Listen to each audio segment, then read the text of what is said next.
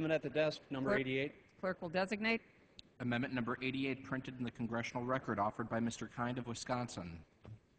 Pursuant to the order of the House of February 17, 2011, the gentleman from Wisconsin, Mr. Kind, and a member opposed will each control 5 minutes, and the chair recognizes the gentleman from Wisconsin. Thank you, Madam Chair. I ask unanimous consent to revise and extend my remarks. Gentleman's recognized. I yield myself such time as I may consume. Recognized. Madam Chair, my amendment is pretty straightforward and simple. It would eliminate 2 weapons programs that the Defense Department, the Secretary of Defense, the Joint Chiefs of Staff, the bipartisan fiscal commissions say are not necessary, they are not needed, they don't go to improve military readiness, and they are redundant. It's the Expeditionary Fighting Vehicle, as well as the Surface-Launched Medium-Range Air-to-Air Missile System, the SLAM-RAM for short.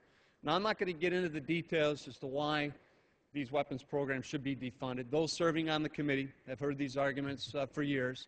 But what I want to make is a larger point here today, that if we're going to be serious about true deficit reduction, the defense aspect of the federal budget also has to be on the table.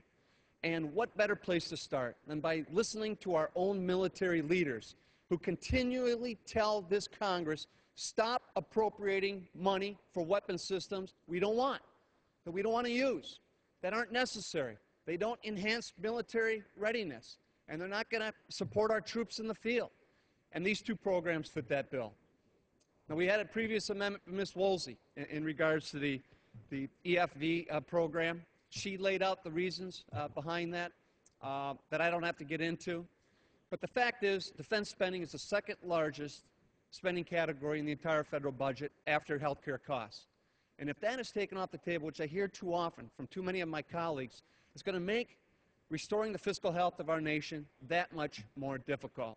And with just the elimination of the Expeditionary Fighting Vehicle, Secretary Gates estimates it could save the American taxpayer over $12 billion. And then for the SLAM-RAM program, General Corelli estimated that would save an additional $1 billion. And when the budget's going to be tight, and there's inevitably going to be an increasing squeeze on our military and military readiness, what better place to start than these weapon programs that the military is not even asking for and instructing Congress, stop the insanity?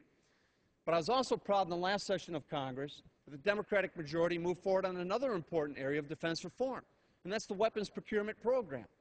A recent General Accounting Office report indicates that current weapons programs in the pipeline today are over $300 billion over budget. So this blank check that defense contractors expect from the American taxpayer has got to end, or we will spend ourselves into oblivion, and we won't get a good bang for the taxpayer dollars, and we won't be doing right for the American fighting soldier. So the point of my amendment is simple.